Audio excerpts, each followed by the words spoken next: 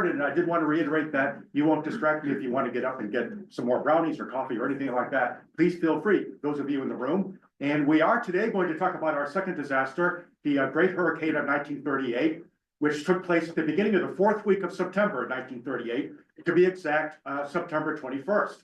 And if you were living in New England, just as if you were living in pretty much the rest of the country on September 21st, the thing that would be on your mind would probably not be the weather. It'd be the Munich crisis that was dominating the headlines from across the ocean. You'd be wondering if this was going to be war and peace in Europe, and what would the results for that be for the United States. That would be on your mind. And maybe if you give a thought to the weather, if you happen to be living in New England, you would be hoping that maybe this would be a sunny day to take the place of a lot of rainy days that unfortunately had helped to ruin the end of the summer in 1938. And those would probably be the things on your mind. Nobody in New England, at least, would have been thinking about a hurricane in September of 1938. And one reason for that is no hurricanes ever hit New England. Well, I should be maybe a little bit more circumspect about that statement. There were, in fact, 2 hurricanes, as far as we know, in recorded history that had ever hit New England. And one of them occurred all the way back in 1635. That was the Great Colonial Hurricane that pretty much leveled Plymouth and much of Boston. And the other hurricane that people sometimes would talk about if they were in some sort of advanced meteorology class was the Great Gale of 1815. And that's what this guy is thinking about. If you will go to Providence and maybe some other places in southern New England, sometimes you'll see these plaques about where the flooding happened in 1815. It got up pretty high in a lot of brick structures in New England, but that was 1815. And if you lived through that hurricane, you never forgot it. You passed down the memory perhaps to your children, but maybe the grandchildren would not be thinking too much about it. One person who did think about it was Oliver Wendell Holmes. And I think he was 7 years old in 1815, Oliver Wendell Holmes Sr. And he was quite impressed by this hurricane because he had his brand new pair of trousers up on the line, and he was very proud of them because they were wearing short pants for a while. But now he had these trousers, and the trousers blew off the line, and he was so upset he wrote a whole long epic poem about that. And that's often how people remember the Great Gale of 1815. But that was ancient history for New Englanders. Nobody thought about hurricanes in 1938. If New Englanders thought about hurricanes, probably, if at all, they thought about this movie, which starred Dorothy Lamour and was released in 1937, right before the hurricane of 1938. And you'll probably join with me in surprise that they call this movie Hurricane, because it actually took place in American Samoa, which means it's really a cyclone and not a hurricane, because it's in the southern hemisphere. Notice Thomas Mitchell. Thomas Mitchell was in it, Uncle Billy from It's a Wonderful Life. And he was up for Best Supporting Actor for that movie. I don't know quite why he might deserve it. He didn't get it, but that's the movie Hurricane. And New Englanders who went to that movie might know at least the word hurricane, but they would also perhaps have no experience with hurricanes. Hurricanes were things that happened to Florida, the Carolinas, Louisiana. And if they thought about hurricanes at all, they thought about things like the Great Okeechobee Hurricane of the 1920s, which Zora Neale Hurston wrote about in Their Eyes Were Watching God. Maybe they thought about the terrible Labor Day hurricane of 1935. And that was the hurricane that struck the Florida Keys. Terrible tragedy because there wasn't nearly enough warning for that hurricane. You had near 200-mile-an-hour winds off Florida for that hurricane. And because there was so little warning, a bunch of World War I veterans who were working to build the road down towards Key West were in a work camp when they were blown into the Atlantic by that hurricane. Dozens and dozens and dozens of veterans died. It was a terrible scandal. So New Englanders would have known about that. And they would have known about, if they cared about history, the Great Galveston Hurricane of 1900, still the largest loss of life of any American hurricane, over 6,000 people. Although that pales in comparison to the 500,000 people who died in the Great Bolo event of 1970 in Bangladesh. These were terribly destructive storms, but if they were destructive elsewhere, not in New England. And the reason is this map here. And I've always wanted to be a weatherman, and now I get my chance to do that. Why did so few hurricanes ever hit New England? Only 1635 and 1815 in recorded history. And the big reason is this: that's the famous Bermuda High in the Atlantic. So hurricanes that form North Africa, if they form over there, they're usually going to go south of the Bermuda High. That high pressure system is going to keep them to the south. And that's why they're going to hit in the Caribbean and maybe in Florida. And if they turn left, if they turn towards the Atlantic coast, like this arrow is pointing, they're going to usually dissipate as the water gets colder. Maybe they hit the Carolinas, but they're not going to get all the way to New England. So that Bermuda high would preserve New England from the worst of these storms, and that had always been the case. So New Englanders felt rather secure in 1938. The last thing they were thinking of was hurricanes. However, some people were thinking about hurricanes in 1938, and those were the forecasters in Jacksonville, Florida, who were getting reports from ships at sea about increasingly low pressure on the barometers and storm conditions arising just off Africa.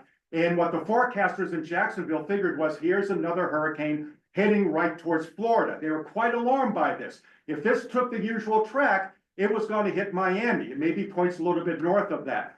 And these forecasters did not want to repeat the mistake of the Labor Day hurricane of 1935. They wanted to get ahead of this. They wanted to make sure people were prepared. So they began issuing orders, the forecasters did, in Jacksonville, for everybody in Miami to get ready for this, to get prepared for this. And by the third week in September, everybody's out putting plywood on their windows, getting ready. People are evacuating. They were doing all the right thing. But a curious thing happened as they were getting ready and as the forecasters were getting really worried about this. The thing that happened was the alligators seemed not to worry about it at all. Usually, if there's going to be a hurricane, they have good barometric sensors in their snouts, and they can figure out what's happening to the pressure system around them, and they'll burrow in wherever they happen to be to save themselves. The alligators were pretending like nothing was wrong.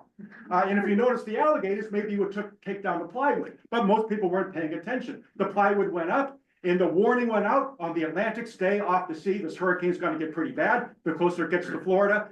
And then, to the delight of everybody in Florida, the hurricane seemed to take a northern turn, and it didn't hit Florida at all. And once it bypassed Florida, that meant the people in Washington, the Weather Bureau there, were going to take over responsibility for trying to track the storm. Their problem was that everybody had been warned off that part of the Atlantic, so there weren't that many ships at sea to report on conditions as the storm began to make its way north. And the bad thing about that was these are the days before satellites. Nobody's flying into the storm in 1938. So how were they going to figure out where the storm was going with too few ships at sea to report? There were very few. One of the few ships, and I was just reminded that this was a famous book, right? West with Giraffes. Yes. That is what it's called. So one of the ships at sea that September, right before September 21st, was a ship called the Goodfellow, the Robin Goodfellow. And the Robin Goodfellow had these two giraffes on board. They were going to head ultimately to San Diego. And the giraffes were lofty in patches.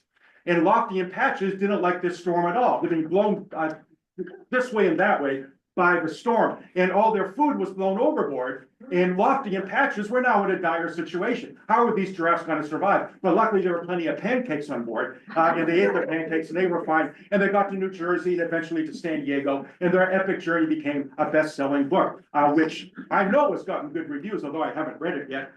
So they endured the storm. They were thinking about it, but not too many others were thinking about it. And that's why on the morning of September 21st, the New York Times on page 27 ran an article about relief in Florida. Storms, nothing to worry about. They're taking down the plywood. Everything is fine. And nobody on Long Island, Connecticut, or Rhode Island had to worry in the world about this. So now it's the morning of September 21st. And the only person really who was thinking about this storm was a junior forecaster at the Weather Bureau in Washington, D.C. And he was really worried about this. His seniors, his higher ups were telling him not to worry about it. It's just going to be a regular storm. It's going to dissipate as it gets over the North Atlantic, maybe move off to the east harmlessly. But what he could see were two worrisome things. First of all, the Bermuda High was a little bit to the north of where it usually was, which is not so good. And the other thing was here on the East Coast, there was an unusually high pressure system. So what we've got here is a high pressure system here. So the storm's not going to hit that. It's going to be deflected this way. And now Bermuda High is up there. And waiting for the storm in New England was very, very uncharacteristically low pressure because there have been all these rains recently. So that is a recipe for disaster. It's like there's a railroad track taking this hurricane right towards Long Island in the New England coast. And Pierce, the junior forecaster, very, very troubled by this, wanted to get the warnings out, but he was vetoed by his superiors all through the 20th and into the 21st. The only indication that there was something really to worry about were troubling reports from one of the ships at sea that was still out there, and that was the SS Corinthia.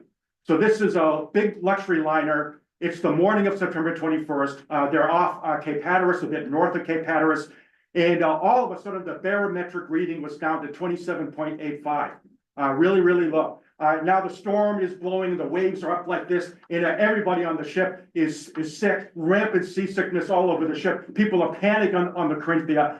They wrote it out, and they radioed a warning that this storm is actually very, very powerful, and we think it's going this way. And Pierce, the Weather Bureau, Washington, D.C., they got those reports from the Corinthia, and they thought about it, and they finally issued a warning of a heavy storm. They didn't use the word hurricane, but they said there's a heavy storm, a gale, approaching Long Island. But by that point, it's about 2 p.m. on September 21st, and there's no time. There is no time to do anything with a warning that late. And that means the hurricane was about to hit, and it was about to hit hard on the coast of Long Island. About there, West Hampton, near the eastern tip of Long Island, the story goes that a man had just received in the mail the previous day. This is going to hit on a Wednesday. Mail comes in on Tuesday. This guy gets a brand new barometer in the mail, and he decides to set it up on the beach at West Hampton, where he was living. And the barometer read 28. And he knew enough about barometric readings to know that's really, really low pressure. That could be a sign of something like a hurricane. And he knew there wasn't going to be a hurricane hitting West Hampton. So he shook it and he shook it and he tried to make it work again. And it's still showing 28. And he said, this is a piece of junk. And he's going to throw it away and he's going to get his money back. And maybe about a half hour after that, people on the beach by West Hampton could see this fog bank coming towards them. Now, by now, the wind is really, really picking up. Really unusual, heavy wind. But now they see this fog bank, but it wasn't a fog bank. It was a really, really high wave, like 40, 50-foot wave coming right at them. And they had no time to react. What happened to West Hampton was 179 homes, 179 along West Hampton's Dune Road were standing on that day, September 21st. And by the late afternoon, only 26 of them would still be there. Almost all of them were blown away by the storm, for which there was no warning and no way to get out, because the warning came in at 2, and this thing is hitting about 3 or a little bit earlier than that. So this was a hurricane, and it is heading not just over Long Island at the unbelievable speed of 60 miles an hour. Now, if you know anything about hurricanes, sometimes you read the reports and you say this storm can't be much. It's going at 15 miles an hour towards Louisiana, 20 miles an hour, and people often aren't impressed by that. Well, this thing was going 60 miles an hour. It's really, really fast. Shuttled up like the Gulf Stream and prevailing winds that were there anyway.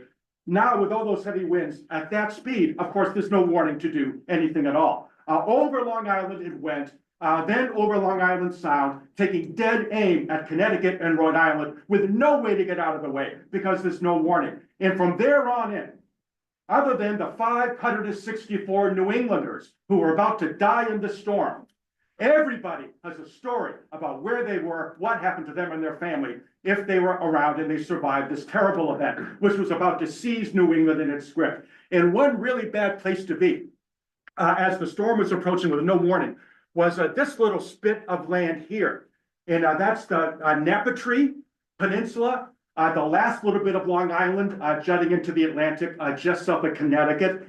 Napattree was called Napattree by the Dutch because in their language it means neck of trees or nape of trees, because back when they approached this place in the 17th century, there were plenty of trees all over this spit of land. And then came the great gale, the hurricane of 1815, and blew them all down. So Napattree had no trees at all, but Napattree, that little peninsula there, had a great many houses. It was not a very big spit of land, but there were 39 houses on Napattree.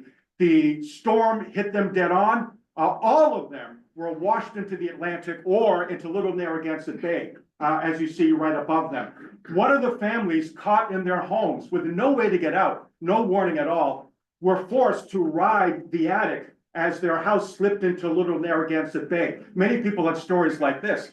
And a whole bunch of the house was flooded. It broken apart by the force of the winds, 120-mile-an-hour winds. going on here. And so what they had to do is cling to one of the floors in the attic. And they're using that attic floor as a raft, which was terrifying for them as they rafted all the way up Little Narragansett Bay towards the Pawcatuck River. Now, most of them survived. This family, most of them survived. But the most scary thing for them was that as they were riding the attic floor across Little Narragansett Bay, one of the kids looked to the right, and there's 3 hammerhead sharks right there. So you're worried about the wind. You don't know if you're going to drown. And these sharks, imagine this. All 39 homes on Napatree were destroyed, every single one of them, and 15 people were killed just there. Those who were survived are terrified by the experience. The bad thing about being there was that in terms of hurricanes, the eye of the hurricane was actually more by where New Haven is, a bit to the west of Napatree and that part of Rhode Island and Connecticut. So Napatree, Stonington, Providence eventually, Boston, all that is on the right-hand side, often called the dirty side of a hurricane. So the winds are going like this in a hurricane. And if you're on the right-hand side of a hurricane, that means the prevailing course of the hurricane is going this way anyway. So the winds are picking up along with the course of the hurricane instead of fighting the prevailing winds on the other side. And that meant the winds were even worse on the right-hand side, and that's why this is probably not the place to be. And people who are soon going to find out how dangerous those winds were and how bad it was to be on the dirty side of the hurricane were people. This, by the way, is what Napatree looks like now.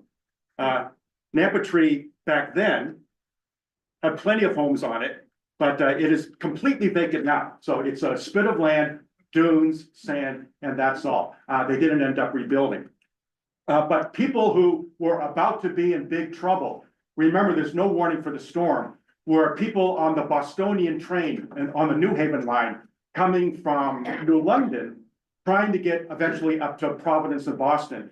The storm hit a little bit before 4 as they were leaving New London. They got to Mystic, Connecticut. Now they've got to get across this causeway towards Stonington. Many of you who've been on Amtrak know the way these little causeways look. They've just got to get across this as the storm really picked up in terrible intensity. So imagine this train, they're trying to get across the causeway like that, and the waves are now picking up so much that terrible debris, bits of boats, bits of telephone poles are hitting the train, waves are sloshing against the train from the Atlantic side. They've got to get across this causeway. They somehow got to get to Stonington. But as they were about to cross this trestle, there was a red light ahead of the engineer. He could see it, a sign to stop. And the last thing he wanted to do was stop that train. He's got to get across the trestle. But there's a red light. What can he do? So he bravely got out of the train, the locomotive, and he went down to the tracks. When he got down to the tracks, the water was up to his ankles. And he went over to where the signal was, where the red light was, and he determined that it was probably a short of some sort, that there's really no reason not to keep going. And he knew he had to keep going. But by the time he got to the signal place where the red light was, the water was up to close to his hips. That's how fast this was moving. That's how much rain there was. He had to get back to the locomotive. He got back to the locomotive, and by the time he got back to the locomotive, he could see behind him bits of the train began to slip off the rails as the storm in all its intensity was, if anything, picking up. So the only thing that he could do now is try to save as many passengers as he could. Meanwhile, the windows are breaking and the wind and the water, bags just coming flowing out of those windows. People are screaming. So he sent the conductors to the back of the train, to all those cars. And he said, at the top of your lungs, just shout, everybody up front, everybody up front. And they got 175 passengers to go up to the last car before the locomotive. They all jammed in there, nobody's sitting down. They're all standing up, jammed against each other. And now what they've got to do is try to get forward. But how are they going to do that if the train increasingly behind them is slipping off the tracks? What they got to do is decouple it. So Easton, now there's no choice in the matter. He sent a very brave brakeman out into the water, which is now 5 feet high, where that trestle was. It's really the bay merged with the Atlantic, and the train is being submerged in the ocean, basically. So this guy somehow got over, swimming if he had to where the coupling was, and he found the pin in the coupling, and somehow he was able to get the pin out of the coupling, and that meant the locomotive and the car attached to it could now get going as best they could amidst the water. Now, they didn't know if they could make it. The water was now so deep. But nevertheless, of course, Easton, the engineer, was going to try. And as he's gunning the engine, he's going to get this for all these work to try to get to Stonington. All of a sudden, what should happen? But a sailboat emerges from the Atlantic and plops right down on the track in front of him. And he can't get around that sailboat. And that was going to be it. That's it. They're going to be blown into the Atlantic, the whole train. But providentially, another burst of wind came by, blew the sailboat off the track, and now they could keep going. He gunned the engine, he got across the trestle, and they got into Stonington. A bunch of people who did not trust this train to make it had, one way or another, leapt from the train and tried to swim to safety. A lot of them did make it. 2 people, however, died trying that, but those who stayed on the train made it to safety in Stonington. Now, that's the way the train looked a little bit later, once they began to clean up. So you can see the powerful nature of this storm, that the kind of force of destruction nobody would ever dream of who kind of lived through it. And that's what New Englanders who never lived through a storm like this were now going to have to endure. It was shocking, terrifying, surprising, any terrible adjective you can think of. That's what was the hurricane of 1938. And speaking of that, let's now turn to the place the train was about to get to, and that's Stonington, one of the last towns of Connecticut before you get to Rhode Island. And that's right there on the dirty side of the hurricane where the winds are at their worst. The story goes like this, that in Stonington, there was a woman named Lucy Paul Eno, who was living down here on Wall Street. So that's Wall Street in Stonington, right there. And you can see it's really close to the water, low-lying area. Now she's there at 2 o'clock in the afternoon, 2:30. Wind is kind of picking up a bit. Nobody's worried about anything though. And she's probably just going to spend the afternoon there because she lives there and her sister was there, her sister's husband was there, her niece was there. Members of this very large family, many of them were at that house that afternoon. But it turned out that sometime after 3, just before the storm hit, word arrived that Lucy's mother had gotten a letter from Lucy's younger sister. Her younger sister, Emily, lived in Cambridge and was going to give birth shortly, within a few weeks. And the letter was all about how Emily was doing. And Lucy wanted to know what was in the letter. So she walked away from Wall Street, which is right there, all the way up here to Temple Street, which is a bit uphill. And she had no idea what was about to happen. But no sooner did she get to Temple Street, where her mother lived, than the storm hit in all its intensity. And it hit Wall Street in Stonington. And it took Lucy's sister, brother-in-law, and niece with it. The house was ripped from its foundations and taken into the Atlantic, and all 3 of her relatives died, as many did with similar experiences. Lucy saved herself only because she happened to get that letter. How many hundreds of thousands of stories are like that? You're saved because of something chance that happens to you that didn't happen to somebody else. Lucy was devastated by this. Imagine the feelings of guilt. She was traumatized by the fact that just by an eyelash she was saved, but her sister wasn't, brother-in-law and niece. To help her deal with that, her husband Manny sent her to Cambridge to help with Emily's birth. That happened just a few weeks later in October. And to help her deal with the terrible anxiety, she now had feelings of guilt and trauma. For the next several major storms that happened in New England, he would have her go out in the storm and experience the wind. And maybe that helped a little bit. I'm not sure. But multiply that kind of story by about 100,000 and you get the hurricane of 1938. That's Stonington. That's part of the damage to Stonington. Much of the docks, the low-lying areas were totally destroyed in Stonington. They had 50 fishing vessels that were there full time. All of them were destroyed except 2. They were at dock, nothing that could happen to, nothing that could save them, made into just toothpicks, really, by the force of the wind. A little bit further to the west, New London was also badly hit. New London was a place where a major, large fishing vessel was hurled up the Thames River, hit New London, and caused a massive explosion because of the particular place where it hit. And the firemen of New London had to come out, and sometimes the water was up to their chest, and they were trying to work these hoses, trying to put out the fire. At the same time, the storm was raging at its worst. And right by New London is Groton. At Groton, also on the Thames River, and before you laugh at me, that's how they pronounce it. Laugh at them, not me, the Thames River. In Groton, Robert Page and his wife, newlyweds, they'd only been married for a week. knew they had to leave their house. This was in Groton on the other side of the Thames. House was beginning to move, but they're not gonna stay there. There was a rowboat though, and they decided to get in the rowboat, and they're gonna try to get up the Paquonic River to safety, inland areas. They get in the rowboat. There's only one, unfortunately, life jacket. Roger Page gave his wife the life jacket. Here, you wear this. And within minutes of getting out there towards the Paquonic, a terrible gust came up, capsized the rowboat. She was saved. She was blown on shore, unconscious but alive. Roger, however, the last anybody saw of him, he had found another boat to hang on to, and then he was hit by some debris and went under. And that was all, unfortunately, for Roger. Meanwhile, another resident of Groton, this is a harrowing story. Mrs. Leonard Prue didn't want to leave her house.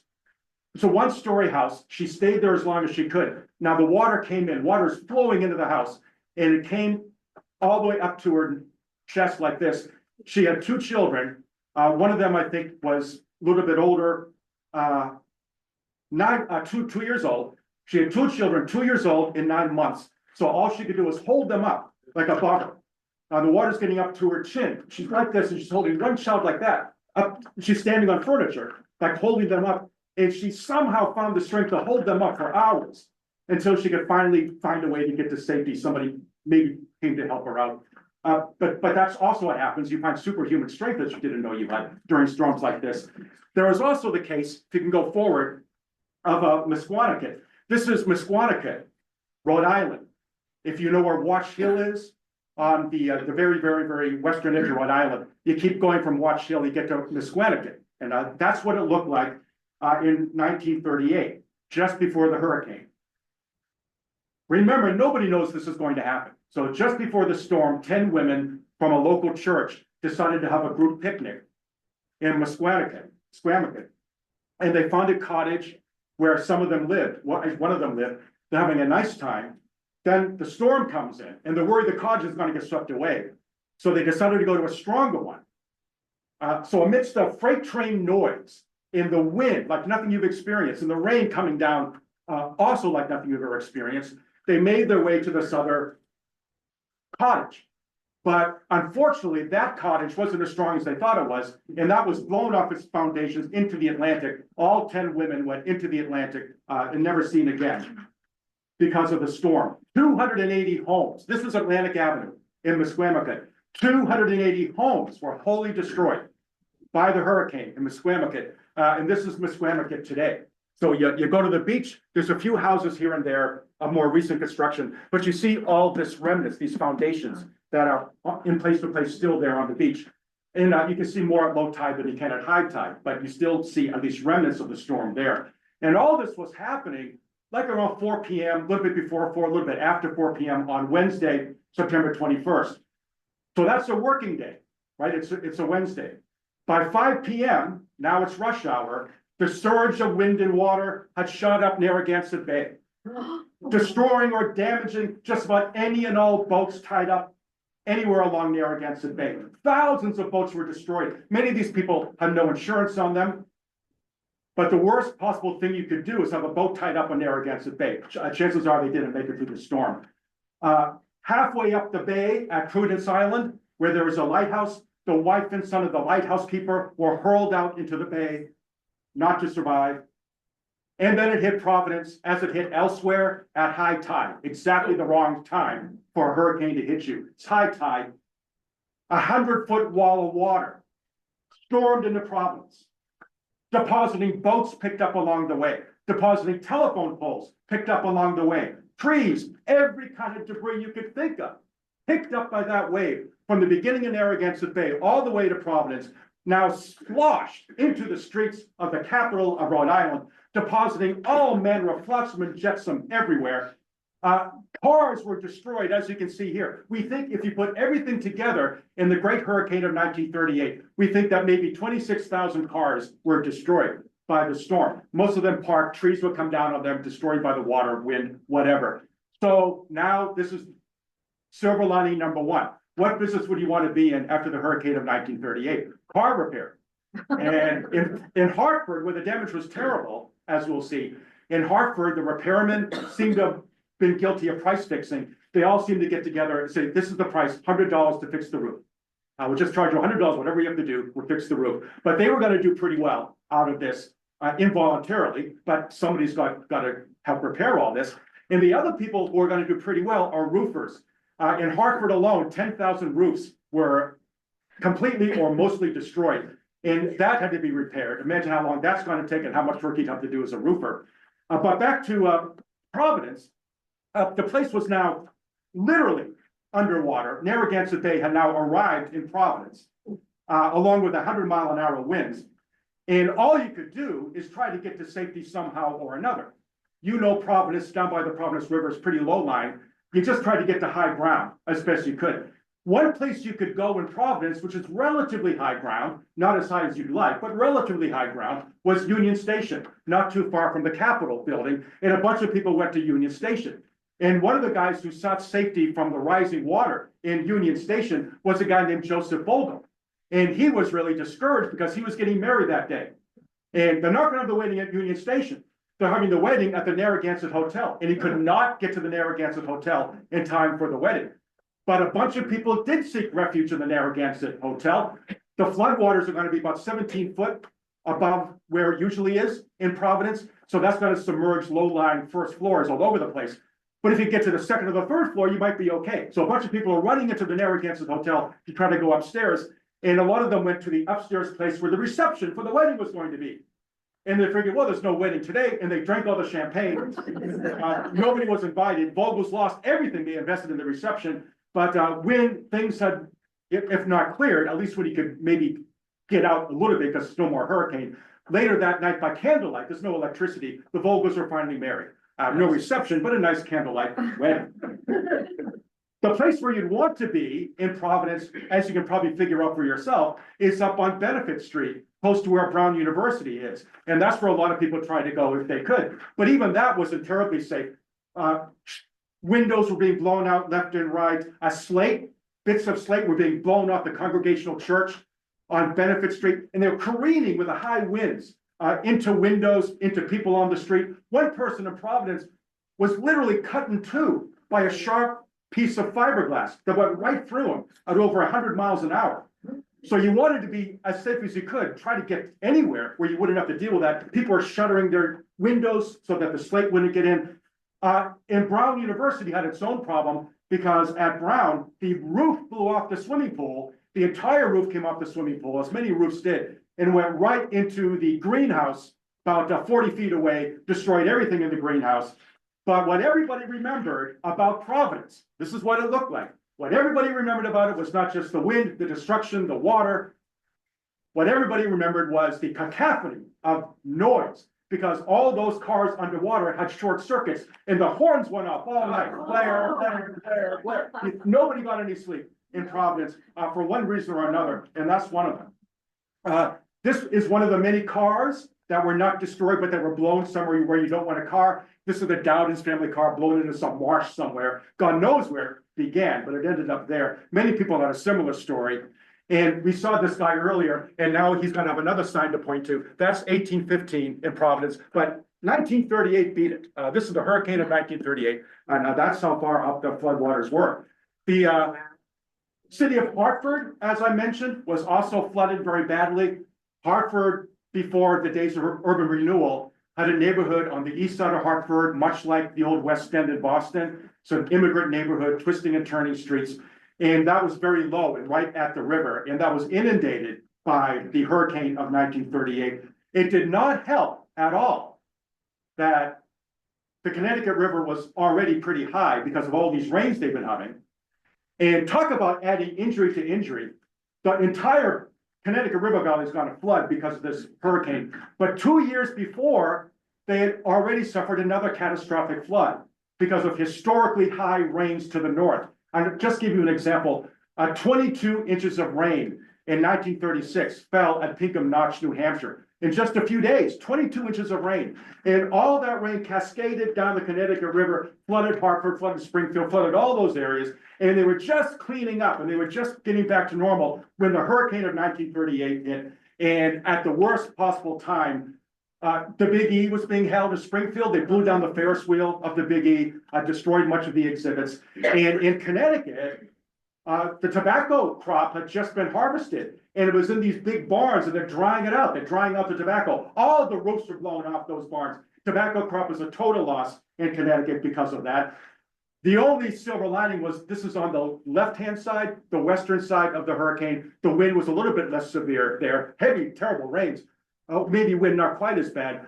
But on the other side, the dirty side, where we are, the wind seemed to be the sort of thing nobody ever dreamed would happen in New England. And the famous statistic is that at Blue Hill Observatory, 600 feet up on Blue Hill, they recorded at least one gust at 186 miles an hour. Which is one of the highest readings ever made on land by any weather apparatus, 186 miles an hour. And what that means, I'm not even sure this is true, but this is what I read, and I kind of like it, so I'm going to repeat it. What that means is, because the storm was going 60 miles an hour, or not quite that, maybe by the afternoon, late afternoon, but it's going pretty fast. So it's going really fast. So if you got a gust at 186 miles an hour, that means something in Providence, a bit of wind, was going to get to Milton, Mass in 3 minutes. Because the storm's moving anyway, that's how fast the wind is. Unbelievable. But that is not the heaviest wind ever recorded by a weather station in the United States. And I'll pause there. This is our trivia question. I'll bet a lot of you get it. Where do you suppose the heaviest wind ever recorded by a weather station in the United States was? Oh, you all got it. Every single one of you. That was no problem. Yeah, I'm watching it. In 1934, 231 miles an hour. 231 miles an hour was called the Big Wind from 1934. So this was nothing compared to that, 186 miles an hour. Here's a paper from Boston. This is the Globe. This is about maybe three weeks after the hurricane. A little bit more than that in November. So you're all wondering about this man shot by woman at the funeral. I wish I could tell you about that, but that's not why I put this here. Look at these 5 pictures up here, because it turned out that all the electricity was off everywhere. Phone service is down, there's no electricity, but the hospitals had to keep going some way or another, and women were still giving birth. In Boston, of course, I'm not going to wait it off for the hurricane. And these are 5 women with their 5 babies born at the height of the storm on September 1st, 1938. And this is my second question. Let's see how many of you get this. Can you guess what 3 of the babies were named? Scale. Oh, it says this is Gail. What else would you name a child born in the hurricane? That's right. This is the Bourne Bridge. And this is another one of the many stories that came out of the hurricane of 1938. And if you'd like to hear more stories, this is a pretty good book by R.A. Scotty, Stud and Sea, the Great Hurricane of 1938. Came out a few years ago, and I commend it for you. Very well written, very informative about the hurricane of 1938. But one story about the storm has to do with a man down in Bourne, Hayward Wilson. And he was on some high ground. And he figured he was going to be okay. He wasn't sure. But what he was really worried about was the family below him, a little bit downhill. And that was the Lane family. So he wanted to see if they were okay and invite them up to his house. So at the height of the storm, I don't know how he did it. He's making his way against the wind. He's being blown probably back where he doesn't want to be. But he's making his way down there. He got down to the house. And of course, it's so loud in a hurricane, it's not going to do it, shout or yell. But he's banging on the door as hard as he can. He can feel the house begin to shift. So the house is moving where the lanes were. So he wanted to get them out of there while he still could. But the water is piling up. He said, maybe they can get out the second floor window. He began to try to smash his way in. He really hurt himself trying to smash his way in, to no avail. The house was moving and moving, and it finally went right into Cape Cod Bay. And the last thing he heard, he could just barely make out some screaming. And it was the Lane family who were all up in the attic, the 4 members of the Lane family, and they were washed out with a terrible wrench into Cape Cod Bay. And this is their house, which came to rest at the Bourne Bridge. And none of them survived. None of them survived that terrible thing. And by the way, speaking of upper stories, if you were at the Narragansett Hotel in Providence or the Biltmore Hotel in Providence, often what you were doing on the 2nd and 3rd floors is you'd be making these ropes out of bed sheets and you throw them down towards people who were trying to swim in the river, which was now Narragansett Bay in Providence. And sometimes people would latch onto the bed sheet, you could pull them up to safety. People really went out of their way to try to help when they could, in really extraordinary circumstances. In this case, the bravery of Hayward Wilson, unfortunately, was to no avail. Everywhere the story was the same. in the hurricane of 1938. Extreme surprise, extreme terror, extreme courage if there was somebody you could save and you tried to save them. Nobody will ever know how many trees were blown down in the hurricane of 1938. Perhaps one of the major stories from the storm, though, had to do with the trees. If you were living in Boston, the suburbs where we are now, the thing that you noticed the next day were trees everywhere blown down. This is the Public Garden in Boston by Daniel Chester French's beautiful Bread on the Waters. A lot of the trees came down at Boston Common. That's Monument Square in Charlestown, old fence partially destroyed by a tree coming down. A lot of the trees that came down, not surprisingly, in towns and cities were old elm trees, some of which went back hundreds of years. They were already weak by Dutch elm disease. They were already in trouble. And now this storm comes out and it blows down thousands and thousands of those elm trees. We have a couple people from Wellesley joining us today. Wellesley was very proud of its rows of elms down Washington Street in Wellesley. They were all gone, all blown down, with only maybe a couple of outlying exceptions. The Amherst College campus, almost all those trees went. There was one big survivor. It happened to be an oak tree, beloved by the students at Amherst College. This oak tree wouldn't blow down, a symbol of strength and endurance, but it finally, unfortunately, got sick, had to be, to great sorrow, taken down in 2020. But that was one of the very few survivors. Wellesley College, 1,700 trees came down to Wellesley College alone, 1,700 trees. 67 shade trees were blown down on Brattle Street in Cambridge, trees that were beloved by the people in Cambridge. They grew up with these trees. Now they're all gone. And at Mount Auburn Cemetery, as many of you know, if you walk through Mount Auburn, on many of the trees that you see, there'll be a little plaque planted in 1939. And that's because 800 trees went down at Mount Auburn Cemetery. And many more were badly damaged, so they had to be taken down later. So a lot of this is new growth in Mount Auburn and elsewhere.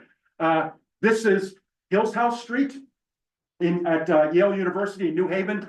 That's Yale in the distance. This is the street leading up there, often called the most beautiful street in America in the 19th century because of the trees, all more or less gone, all blown down.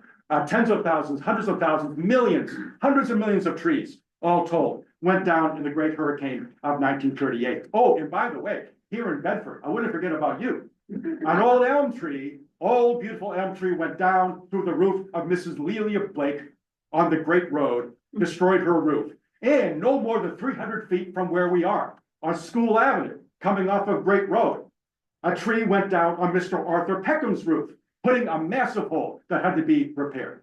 I think the house might still be there, I'm not sure, but those are just two incidences among many millions of trees that came down all over New England.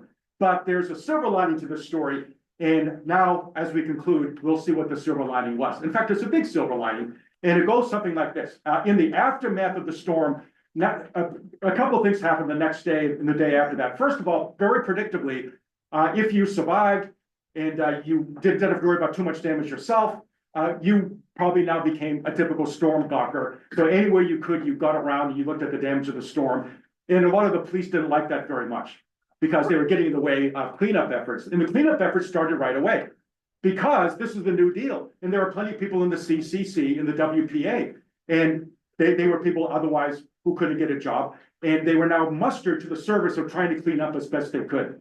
And that began right after the storm. One thing that happened right after the storm is, what if you wanted to get to New York City? The trains weren't running for a while. Roads are blocked everywhere because of the storm. How are you going to get to New York? There was one way you might try. And for hundreds of people who never flew before in their lives, in these very first few years of commercial aviation, they learned about American Airlines, which was flying planes at the time from East Boston Airport, later Logan, all the way down to New York. And although they never thought they'd ever do this, if they had to get to New York, that's how they went. And for many people, this was the very first experience of aviation. They would begin to have a lot more beginning in 1941, but at least for some on the civilian level, this was unprecedented. And American Airlines got a big boost. And Eastern Airlines decided they wanted to fly out of East Boston Airport too, because things were going so well for American Airlines. And in fact, speaking of trees, getting back to trees, this was still a Category 2 storm. All the way up into New Hampshire and Vermont is still category 2, as far as the wind speed was concerned, which is unprecedented, a category 2 storm way up there over land. And as Stephen Long, the historian, has pointed out in great detail, if you ever want to read about this, he's the guy to look at, Stephen Long. This would change the New England landscape forever.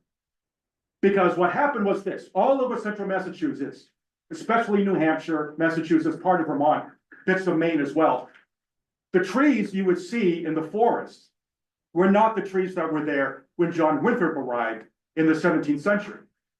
So when Europeans got here, as we all know, they cleared the land, they began to plant, they had pasture, and the trees they were cutting down were mostly old hardwoods.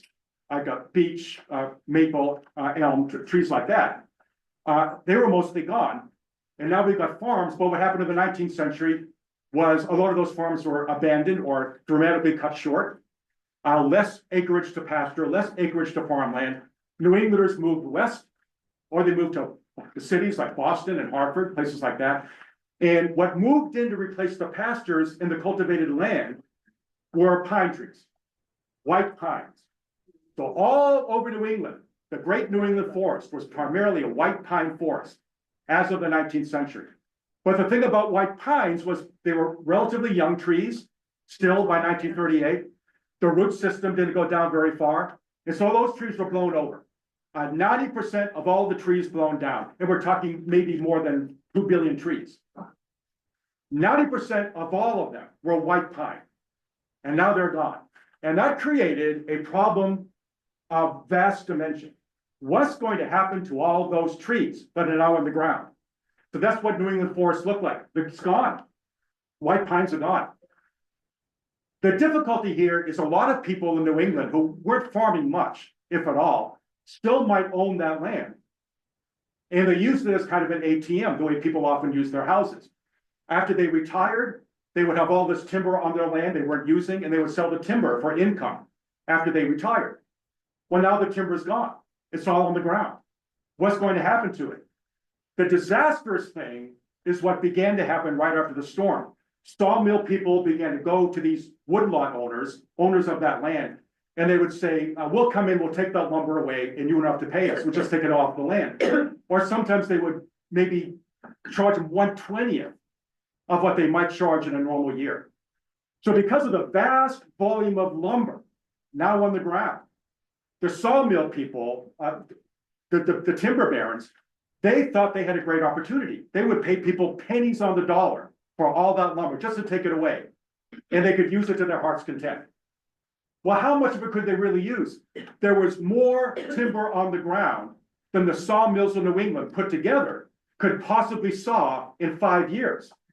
So here's what's going to happen. Either all that stuff which people were depending on for income was just going to be sold for a song, almost nothing. So that income was going to disappear, or it's just going to be sit where it is. And if it sits where it is, it invites fire, maybe invites insects, different kinds of timber disease. So they got to do something about this. What can be done about this desperate economic situation where the forests of New England are pretty much gone? The white pines are on the ground. And if we leave it to the market, nobody's going to get the benefit of a decent price. And this is going to be a fire hazard for years. So what happened was the United States government came to the rescue.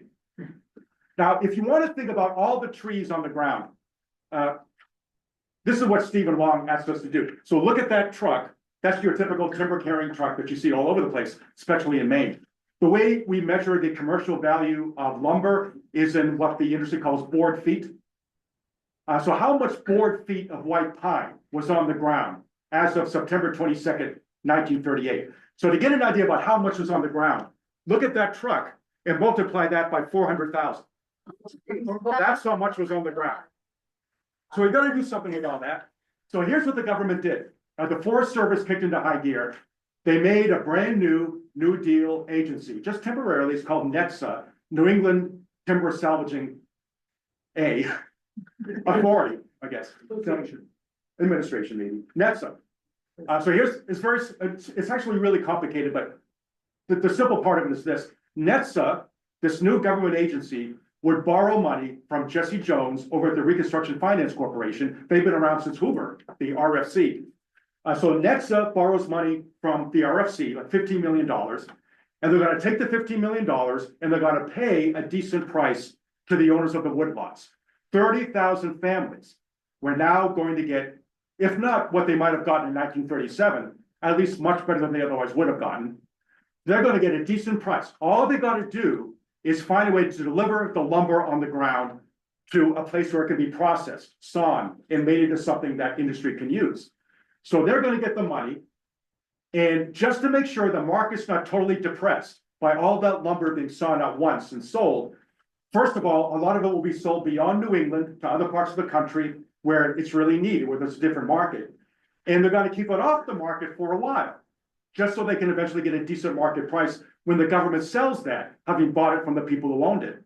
So what they did was they put it in all these ponds, 260 ponds all over New England, were now filled with logs, kept off the market just long enough to where it could be properly processed, sawn, and eventually sold at a decent price.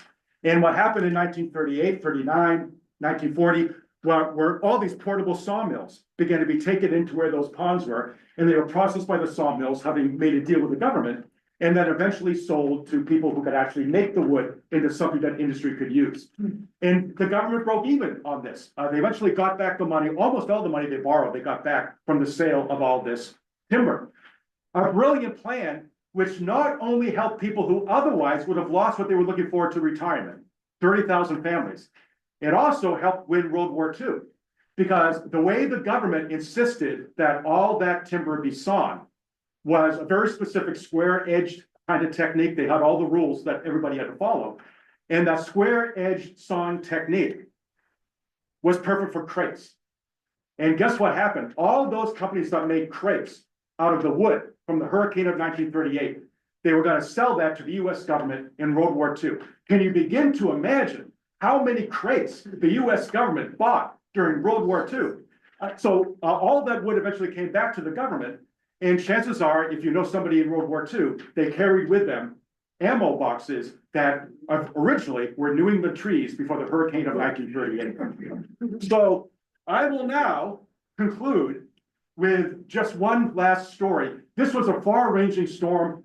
There were winds in Manhattan on one side of it, winds out on the Atlantic on the other side. It's going around like this. And it's still very, very heavy going into New Hampshire and Vermont. A storm the like of which nobody imagined. Part of it got up into Canada, Lake Ontario, and the winds were still very high on Lake Ontario. So there was a Coast Guard station on Lake Ontario. Coast Guard prevented this from being worse than it was. 564 people died in New England, almost 700 total if you count Long Island. Coast Guard was out doing what they could, that they saved hundreds and hundreds of people from offshore. But one of the Coast Guard stations was on the eastern side of Ontario, a place called Duluth Harbor. And a call came in from one guy who was on a little ship on Lake Ontario. He lost control in the winds and the waves. He thought he wasn't going to make it. He wanted help. So nobody wanted to go out on Lake Ontario for that storm. Coast Guard just had this small ship available to it. So Boatswain Alston Wilson, who was the guy in charge, turned to the two guys with him. And they're going to go out on this little boat to try to rescue this guy. And Boatswain Alston Wilson said, in words that are famous in the Coast Guard, here's what he said. I know what you two are thinking. The three of us are probably going to die trying to save one guy who's probably going to die also. Get in the boat. We're going out. And they did get in the boat and they saved him. And so we end the tragic story of the hurricane of 1938 on something like a positive note. There you go.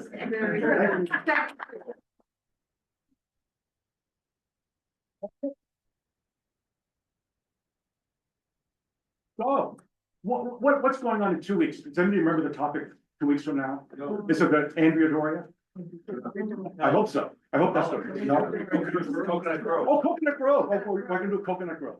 So we're going in chronological order. Coconut Grove is 1942. So we'll do that in 2 weeks, not President's Day, but 2 weeks. And then after that, the Andrea Doria. And then we'll go to something you can all participate in, which is the blizzard of 1978. To talk about that. But some of you, not personally, but you probably have family members who talked to you about the hurricane of 1938. Would anybody like to share a family anecdote from the storm? Yes? Well, this isn't about that, but I was climbing Mount Washington. We got above tree line. Yeah. The winds were 50 miles an hour. I couldn't walk. Yeah. And that was only 50 miles an hour. Mm-hmm. So I turned around. Yeah. We're still here. Well, yeah, imagine what those rescue efforts would have been like, if you're trying to fight against winds like that. Sometimes they'd be at your back, which is almost as bad as blowing you where you don't want to go. It's awful, yes? My wife lived in Newport, New Hampshire. She was 7 years old. And of course, they knew nothing about it until she Right. woke up the next morning. She said she looked out the front window and where there was nothing but a wall of trees, usually I was amazed at how far she could see. In Mills, New Hampshire, where her grandmother lived, was right across the street from a little pond called Otter Pond. And Sally talked about how she remembered that pond was wall to wall log. Yeah. So they put So that must have been part of that salvage problem. Yeah, not all the trees were salvaged. Over half of them were. Over half of the board feet was salvaged. And some of it was hardwood. You can't put hardwood in the pond, that'll sink. But the pines were perfect. The pines were perfect for the pond because they float. But when we went to Grandma Drake's in George's Mills, the kids would go swimming in Otter Pond. And I remember the sand was full of sawdust. Oh, yeah, Yeah. really? And that reminds me, what's the big result of the end of the white pine forest in New England? The fact that people around the country come here every fall, because now the hardwoods came up. So there's no more white pine canopy up there. So now the old traditional real New England trees, the hardwoods are able to come back up again. And that's why we have these resplendent displays of color every fall. New England became the destination for peepers. And that never would have happened if we were still a white pine area. Yeah, because that hurricane of 1938. Yay, hurricane. Yeah. Anybody else have an anecdote story about experiences anybody you knew went through? Yes. My wife's family had a fruit farm, fruit trees in Merrimack, New Hampshire. Mhm. Her grandfather was in the Hurricane of 38, it demolished all of the fruit trees. It just leveled them. Right. He was out there in the hurricane trying to save his precious trees. What are they gonna do? Yeah. And the family was trying to get him in. And the legend was that he was never the same after that. Well, that is a common story because remember when this hurricane hit, September 21st. So all the apples are ready to come. All the apples are ready to pick. The apple crop around Boston was a total loss. Like they didn't get anything out of that. Wow. Just ruined, rotted, unusable. And trees, all the trees would have probably come down anyway. Well, so we have 2 disasters under our belts. And the Coconut Grove is a story probably a lot of you know something about. And maybe I can share some details you haven't come across. That's a really interesting story. And that's where we'll go 2 weeks from now. So we'll see you then. Sounds good, thank you. Okay. The name of the book, this is actually a very descriptive name, Sudden Sea. Sudden Sea, yes.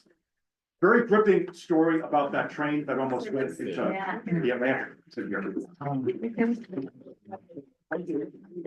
Thanks everybody for coming. So.